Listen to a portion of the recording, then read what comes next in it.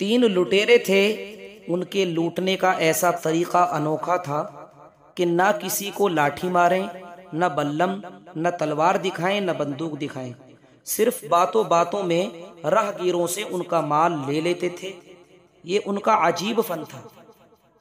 ایک روز تینوں سوچ رہے تھے کہ کیا کیا جائے، کہاں ہاتھ مارا جائے۔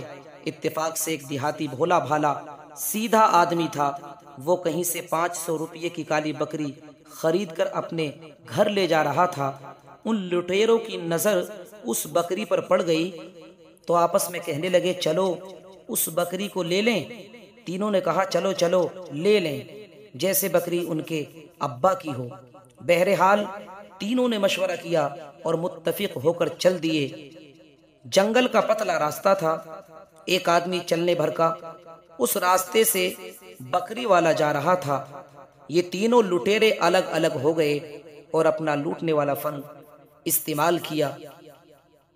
ایک لٹیرا اس بکری والے سے راستے میں ملا اور کہنے لگا، حضرت یہ کتیا کہاں لے جا رہے ہو؟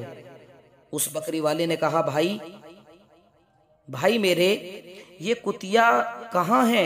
یہ تو بکری ہے، 500 روپے میں ہم اس کو خرید کر لائے ہیں اور 2 لیٹر دودھ بھی دیتی ہے۔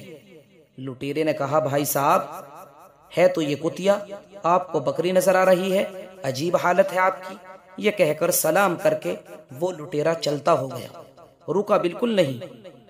بکری والے کے دل میں 7-5 ہونے لگا اور سوچتا ہوا جا رہا تھا کہ اس نے بکری کو کتیا کیسے کہا۔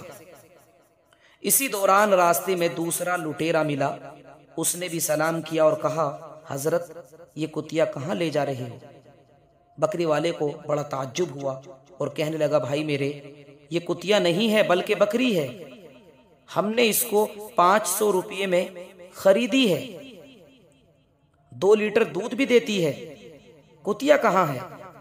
تو اس لٹیرے نے کہا، حضرت آپ کی کسی نے نظر بند کر دی ہے، اس وجہ سے یہ کتیا آپ کو بکری نظر آ رہی ہے، ورنہ ہے یہ کتیا۔ یہ کہہ کر سلام کر کے وہ بھی چلتا ہو گیا۔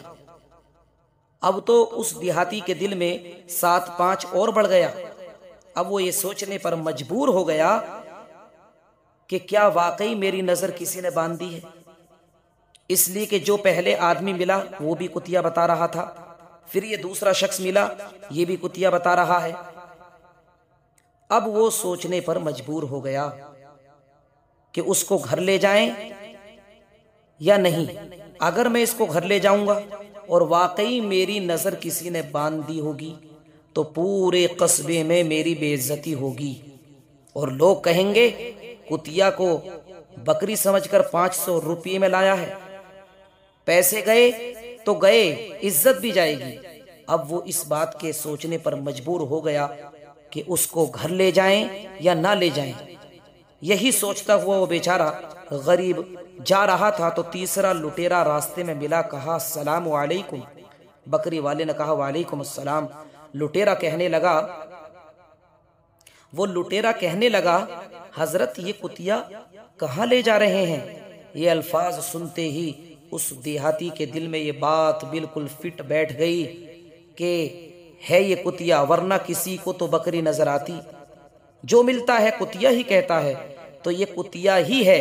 یہ سمجھ کر اس بکری کو جنگل میں چھوڑ کر چلا گیا۔ جب وہ چلا گیا تو وہ لٹیرے آ کر اس بکری کو لے کر چلے گئے۔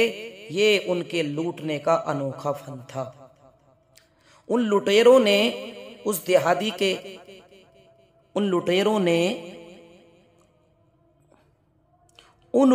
نے اس دیہاتی کے ان لٹیروں نے اس دیہاتی کے بھولے پن کا ناجائز فائدہ اٹھایا۔ اگر وہ دیہاتی اس بکری کو قصبے تک لے جاتا تو بھید کھل جاتا کہ وہ کتیا نہیں بلکہ بکری تھی، لیکن اس نے ایک طرف ہی کی بات پر اعتماد کر لیا تو 500 روپے کا نقصان اٹھانا پڑا۔ اسی طرح آج دنیا میں فرقہ پرستی میں بٹ جانے والے مسلمان جس جماعت میں ہیں اسی جماعت کے عالموں کی بات سنتے ہیں اور ان کے کہنے پر عمل کرتے ہیں۔ اور اسی کو نجات کا ذریعہ سمجھتے ہیں۔ یہ بات میرے بھائیوں بالکل غلط ہے کہ ایک طرف کے عالموں کی بات پر اعتماد کر لینا اور دوسری جماعت کے عالموں کی بات سننا ہی نہیں۔ بھائی میرے، یہ بھی ہو سکتا ہے کہ جس جماعت کے عالموں کی بات ہم سن رہے ہیں وہ غلطی پر ہوں، کیونکہ جس جماعت کے عالم ہیں وہ ایک طرفہ ہی بات کہیں گے اور دوسرے کو گمراہ کہیں گے۔ لہٰذا سب جماعت کے علماء اکرام کی بات سنیں اور سن کر پھر فیصلہ کریں اور سوچیں کہ ہماری نجات کہاں ہے، ورنہ اس بکری اور کتیا والا معاملہ ہوگا۔ اللہ تعالی ہم سب کو صراط مستقیم پر چلنے کی توفیق عطا فرمائے۔